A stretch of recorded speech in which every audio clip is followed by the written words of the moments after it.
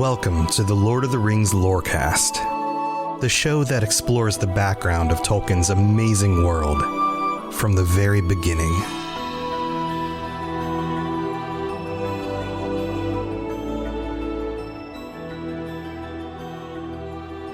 So we've met Beorn. We've got to know him a little bit. We've had Gandalf bring everybody in 2 by 2, and the plan seems to be going the way Gandalf said it would, or at least hoped that it would. And Beorn is very interested in their stories about the goblins, and then welcomes them in to have dinner or supper. And we're going to debate the use of those words in a little bit. But before we get there, we need to realize something about this part of the story. At this point, we are the most in a fairy tale than we have ever been before. So if we look back at the events that led us here, we have trolls, we have giants in the mountains, we have elves in their fancy house, which eventually becomes, much bigger in The Lord of the Rings to this entire area of Rivendell. And then we also have goblins.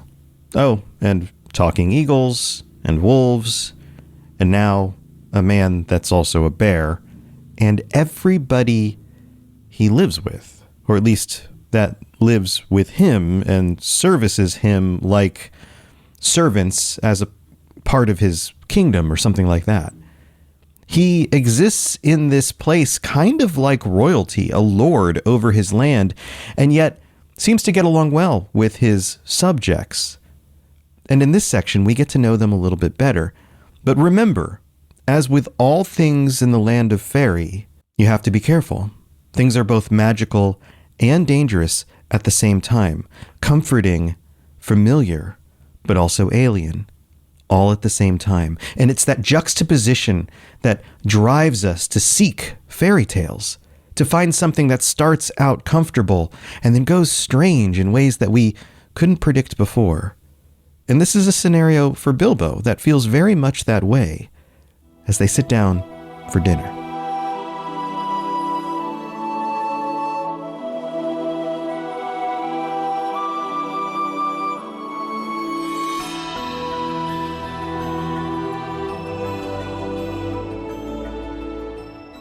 So the very first description we get about this hall, as they're about to sit down and have dinner, is that it was now quite dark. This is reminding us that it is now past dusk. The sun has gone down. But I think it's also dark because we are now entering an unfamiliar space, somewhere that is foreign to our party, and especially Bilbo, and a place that he both feels comforted by, and we'll go over those details, but also is a little bit on edge. He's a little uneasy. It's a dark room. But then in come 4 beautiful white ponies and several large, long-bodied gray dogs. These appear to be Beorn's servants, and we learn a little bit later that the dogs can stand on their hind legs when they wished in order to carry things like plates for their dinner or supper. We'll get to that. But also, they bring in torches in their mouths in order to light up the room a little bit more. And so Beorn is catering to his guests here. He is helping make them feel comfortable. He realizes the room is a little too dark. And on top of that, it goes into other details about the furniture in a little bit, where Bilbo, it's mentioned twice that Bilbo could sit on the furniture because it was so low to the ground, because it helped the animal servants serve everybody. But it also makes it more comfortable for Bilbo, interestingly enough. We get the note here that Beorn and his animal friends or servants can speak with each other. It's another reminder, like the horses at the beginning, that they can all talk. They are communicating. These are intelligent creatures. And as if 4 ponies and a bunch of dogs wasn't enough to take care of this party, then we get snow-white sheep led by a large coal-black ram who are bringing in first a white cloth embroidered at the edges with figures of animals. And then the others have trays and bowls and platters and knives and wooden spoons. They're setting up the table. And this cloth is very interesting. It's embroidered with the figures of animals. But where did this cloth come from? You couldn't just order something like this off the internet, and Beorn didn't really seem to be the type to travel to human villages and trade with them very often, although he probably did on occasion. Was this something Beorn made? Was this something some of his animal friends made? Do they even have the ability to embroider cloth with figurines? And so they start bringing out the seats and setting up the tables. And of course, the seats are low enough for Bilbo to sit down on. And then we learn about this short, thick-legged seat that they bring out for Gandalf and Thorin, who I guess Thorin is assumed to be the next biggest other than Bomber because he's fat and maybe wouldn't have fit on the seat.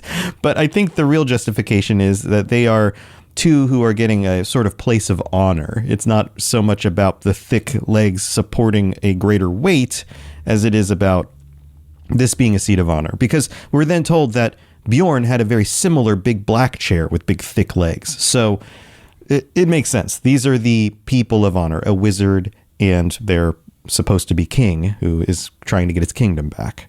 Then we get this interesting detail. They have to roll out these logs for the rest of the dwarves to sit on, because they don't have normal chairs, because Beorn doesn't really host that many people very often, and so he only has so many chairs available. But these logs are smoothed and polished as if somebody had spent a considerable amount of time making them function for an inside gathering rather than just be logs that you would keep outside or eventually chop for the fire. So it seems that Beorn, on occasion, has hosted for more people, but just doesn't do it very often. In fact, we're told that this hall had not seen a gathering like this for many a year. Now, that might be normal for Beorn and or Beorn's people. What if this is a gathering place every so many years, where Beorn and some of his relatives, some of the people who still are part of this Beornling sort of society, can get together? We don't know for sure, but maybe these are hints. Now here's a part that I find super interesting. It says, there they had a supper or a dinner such as they had not had since they left the last homely house in the west and said goodbye to Elrond. Now, there's a reason why Tolkien would debate in this sentence if it was dinner or if it was supper, because in today's society, most of us just kind of merge these into the same thing. They are interchangeable. Basically, they're the final meal of the day. You get up and have breakfast. In the middle of the day, you take a break for lunch. And at the end of the day, you sit down for dinner or supper, depending on what part of, well, wherever you live and what the language seems to be. But that wasn't always the case. So I looked this up. In agricultural societies, the midday meal was the main substantial meal to fuel a day of hard work. And this was true in the US as it was in places in Europe and in many cultures. And the evening meal, often leftovers or a lightish dish, was called supper. So the middle of the day meal was often called dinner and was the more hearty of the two meals. And the later meal was supper, where you'd have just a little bit more before you go to bed.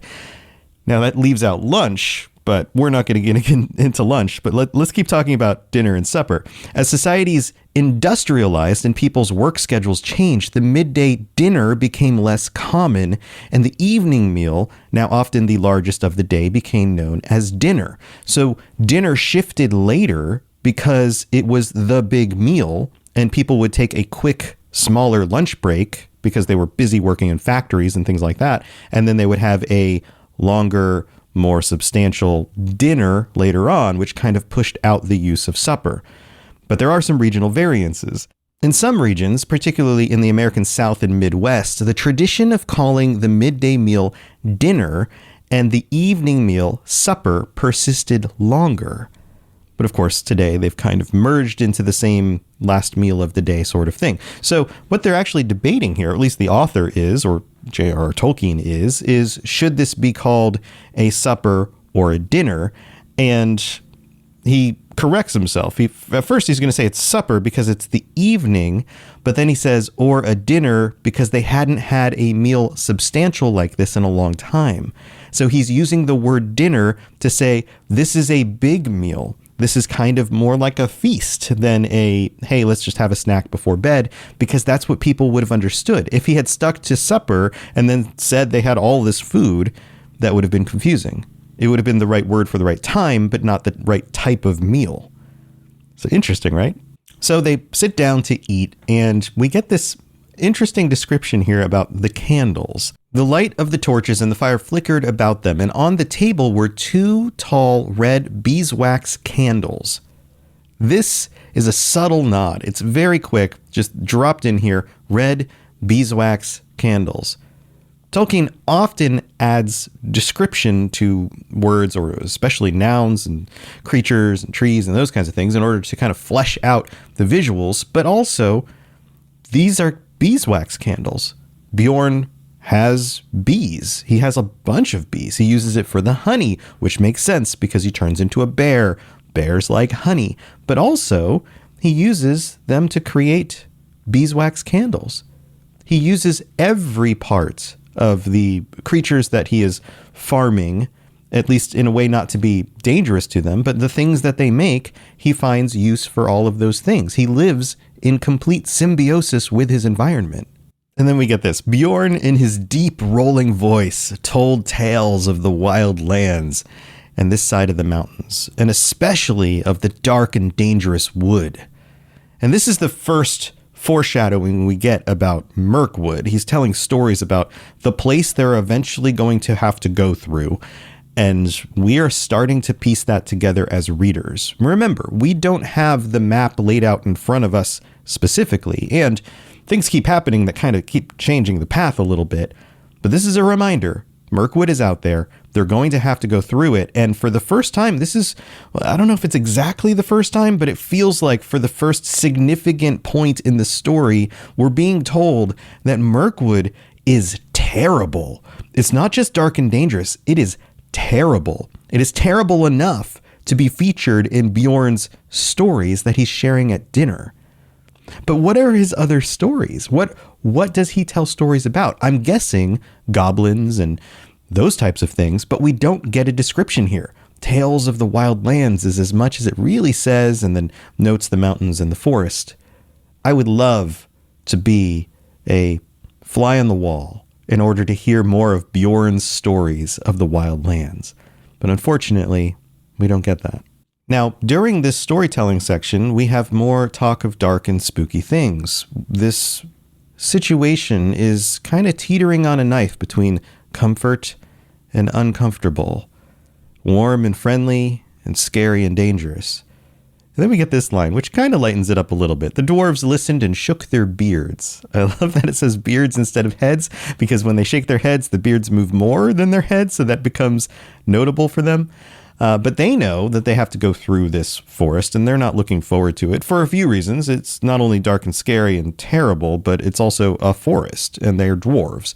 They're much more at home underground than in a forest. Then they switch roles. Beorn takes a break from his stories and seems to be getting a little drowsy, which is interesting because later on he seems to stay up all night. But at this moment, his stomach is full and he's feeling a little bit of it, after one of those big meals, you can kind of feel tired.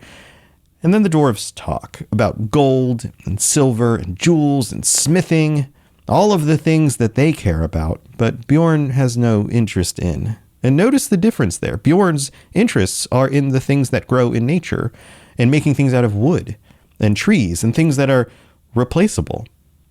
Mining into the earth does not make for replaceable things that you can make, right? You mine up all the iron goes into your things that you're making and then disappears. It doesn't exist in the earth anymore. So in some ways, the dwarves are a contrast to what Beorn does. They live in not exactly symbiosis with their environments. They live with their environments, and I'm sure they have a lot of respect for the earth and the things that they unearth, but they're not replaceable. On a farm, you can seed more crops. You can plant more trees. You can add to your bee farm and make more honey. But underground, you just consume. And this is reinforced by a note that there were no gold or silver things in his hall. In fact, the only things that were metal at all were some of the knives that they were using. And again, I have to wonder, Where did those come from? Were they gifts from somebody else? Did he get them in trading? He didn't make the knives himself. He may have carved things like forks out of wood, but not metal knives. It's time for that spring reset. I'm taking a look at everything in my closet and figuring out that, oh no, this absolutely needs to go. And it's about time I replace things so that my clothes aren't older than my 15-year-old. Now you might think that they lasted that long because they were well made, but no, they're in terrible condition. Unlike the new jeans I just got from Quince. Jeans have always been my personal go-to because you can kind of wear them for lots of different things, but maybe they're not your thing. Maybe you're looking for, 100% European linen with insanely soft flow knit activewear fabric. It's definitely getting warmer, and their flow knit activewear is moisture wicking, anti-odor, and soft enough that you'll actually want to wear it every day. So pick out what you want. You can't go wrong because they have prices 50 to 60% less than similar brands.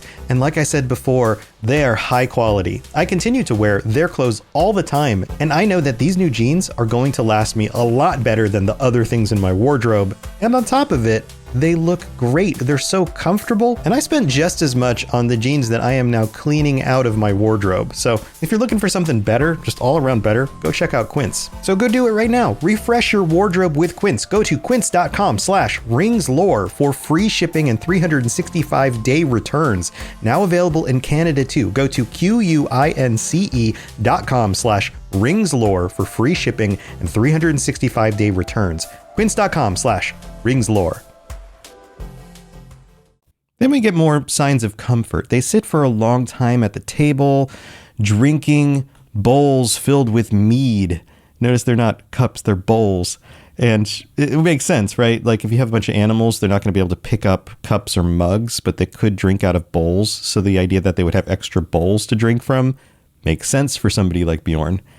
And it gets darker outside. More fires were built. We're building comfort, and yet things are getting darker. It's getting deeper into the night. We get lines like the light of the dancing flames on the pillars of the house behind them, and dark at the top like trees of the forest. It's feeling cavernous in here, and the shadows are lengthening would be a phrase for that. And oftentimes the shadows lengthening means something like the sun is getting low on the horizon. But here it's a psychological lengthening. They're starting to take note, or at least Bilbo is, because this seems to be from Bilbo's perspective for the most part. Bilbo is noting that the shadows seem to be more obvious now, or seem to be getting longer. There's also odd sounds. Bilbo hears a sound like wind in the branches stirring on the rafters, and the hoot of owls. These are the kinds of sound effects that you would add into, an old-timey spooky movie of some sort. And then he starts to nod off. Remember, he's comfortable, but he's a little bit on edge, but he's also very tired. And the voices, and I love this line, seemed to grow far away. How many of us have ever, especially in childhood, nodded off to sleep where you could still hear voices? Maybe your parents in the other room. Maybe you fell asleep on a couch.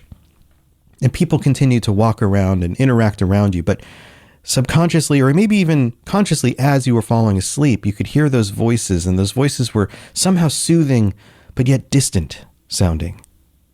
And then the door slams. Beorn has left. Bilbo wakes back up from his little nap, I guess you could say, and the dwarves are sitting on the floor around the fire, and they begin to sing. So let's take a listen to what this song is actually about. Here, we'll read through the whole thing and then I'll break it down. The wind was on the withered heath, but in the forest stirred no leaf. Their shadows lay by night and day, and dark things silent crept beneath. The wind came down from mountains cold, and like a tide it roared and rolled. The branches groaning, the forest moaned, and leaves were laid upon the mold. The wind went on from west to east. All movement in the forest ceased, but shrill and harsh across the marsh, its whistling voices were released. The grasses hissed, their tassels bent, the reeds were rattling.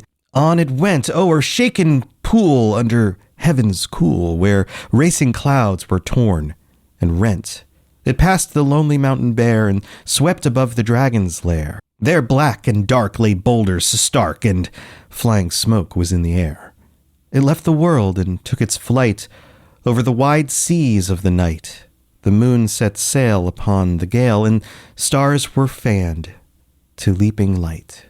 Now, every poem is open to interpretation. That's the nature of art, right? But you also have to consider that oftentimes there is intent by the artists themselves. And there's a reason why Tolkien would include certain poems and songs in these books, not just because they give us a glimpse of the culture that they come from, the things they value, the phrases they use, the language they speak, but it also sometimes gives us foreshadowing or encapsulates a story in a fun little passage, whether that's something that happened in the past or it's something that is currently happening.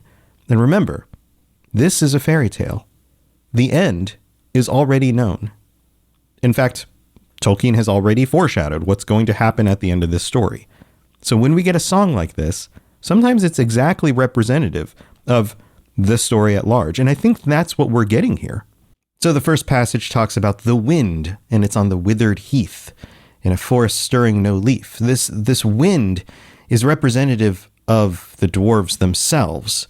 They have been cast aside. They have a withering heath. They've fallen apart. And then the wind comes down from the mountains, the blue mountains where they were over in the west, and roared, and it starts traveling across to the east.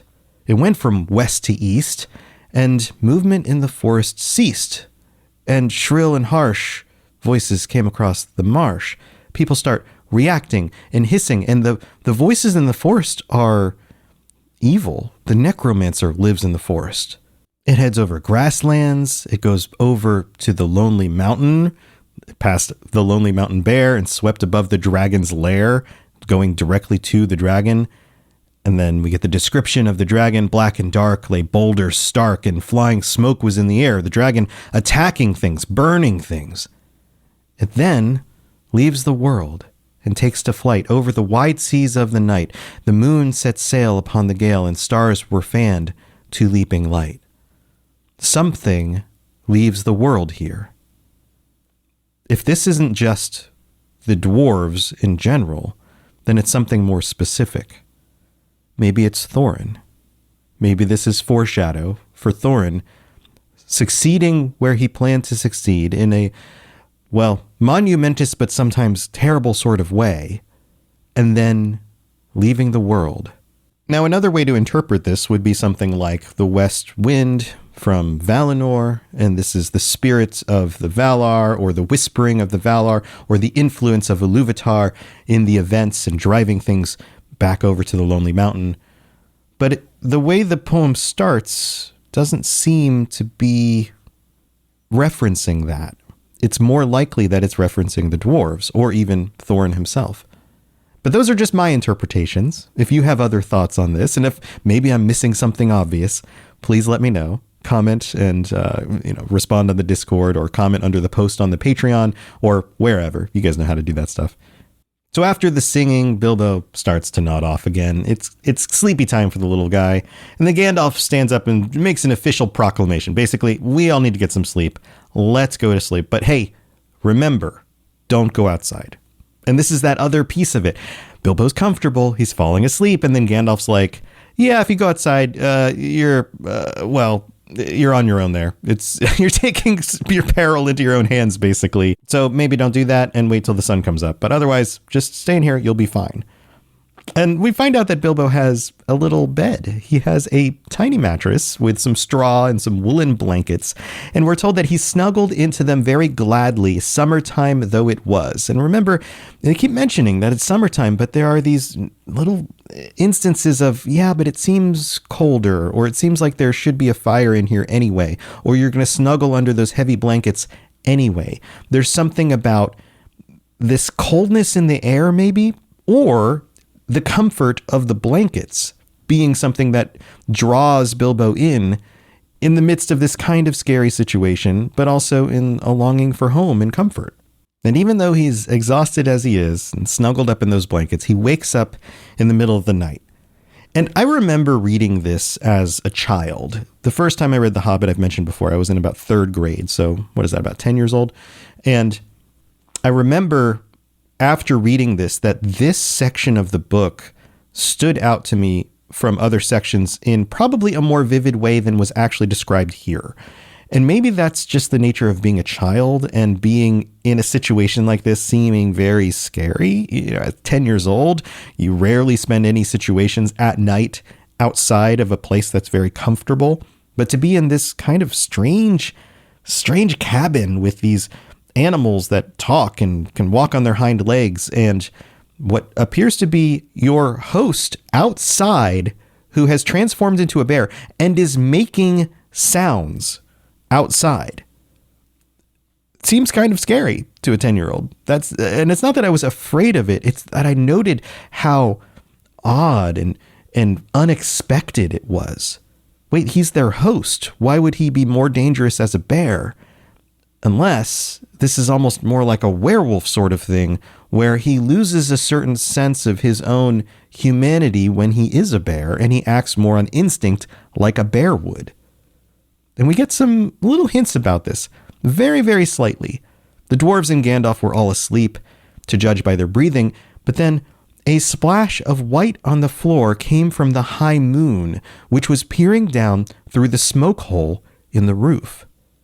Now, it doesn't tell us it's a full moon, but a big, bright white moon that can shine all the way down through the smoke hole in the roof and make a big white mark on the floor seems like a very large, full-like moon. Now, we're not told anything before this about Beorn being unable to control his changing due to the cycles of the moon or anything like that, but a were person leads one to have certain types of questions about how does that work. And then we get this. There was a growling sound outside and a noise as of some great animal scuffling at the door. Bilbo wondered what it was. Could it be Beorn?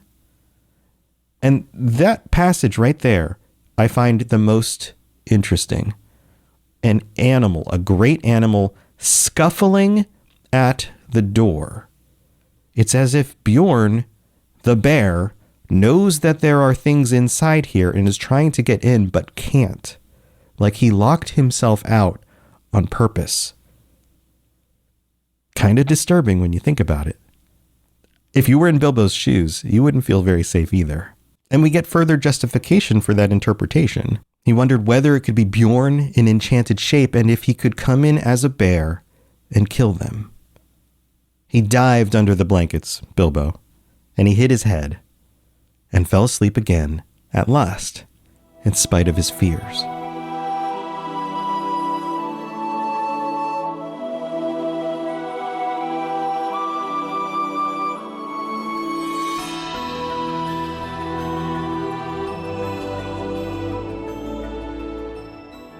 All right, thank you for tuning in this week, and it's so much fun to get through all this Beorn content. I hope you're enjoying it as much as I am. And it's time to shout out our newest patrons.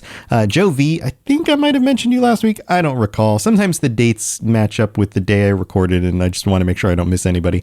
The Bestest Boy and Chad S, thank you so much for signing up. Patreon.com/LOTR Lorecast. And I have to shout out all of my VIP patrons. Thank you so much for your continued support. AK Music Lover, Aldarion Was Right, Apollo, Atley Morton, Azel Razzle, Barney D, Bo, Brandy D, Cali Cat, Cutter Metalworks, Daniel Nightweaver, David S, David M, Divine Madman, Fulcrum, George B, Gerald CFC, Gimli a Break, Ginger Fury, Huon is My Hero, Jezer, Katie S, Capenna, Lori B, Mason Weathertop, Nick K, Richard J, Rivqua, Rosie Rose, The Bestest Boy, TJT, and Tour Son of Hoor. Thank you so much for all of your support and for continuing to be here and keep this going. I really do appreciate it. Also, we have a new review on Apple Podcasts to read out. If you'd like to help out in other ways, leave a 5-star review on whatever platform you listen to this on. And if you leave a 5-star review on Apple Podcasts in the US, I can see it. Outside of the US, it's still very helpful. I just can't see all the different locations. So this is from Yo Mama. I think that's a cat face, and hands raised in the air. I think that's the full name. It says, Yo Mama says, Wow, I haven't said that in a long time. This podcast might be too good. If Feanor is the greatest of the elves, Tom is the greatest of the podcaster. Holy crap. If I were Morgoth, I'd sneak into Tom's studio and steal this podcast and wear it as a crown. That's amazing. For those still getting into the lore and don't get the reference yet, just listen to the podcast, bro. It's fire. Thank you so much, Yo Mama.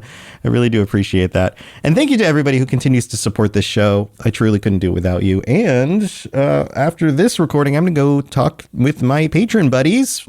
That's a whole bunch of you in our bonus episode. And I haven't exactly decided what to do yet about that one. Usually I have kind of a thing in mind when I record the episode, but I don't know. We'll see where that goes. All right. Thanks for being here. I hope you have a wonderful rest of your week. And if you're sleeping in somebody's house and you hear what sounds like a giant bear outside the door, don't go outside. Good advice from Gandalf. All right. See you next time. Thanks for listening to the Lord of the Rings Lorecast. If you'd like to learn more about other fantasy worlds, check out my other podcasts, The Elder Scrolls Lorecast, The Witcher Lorecast, and more at robotsradio.net. If you'd like to reach out, I'd love to hear from you. Send me a note on Twitter at robots_radio or join our amazing community on the Robots Radio Discord. There are links in the show notes, or just search Robots Radio Discord or find the link on robotsradio.net. I'll see you next time.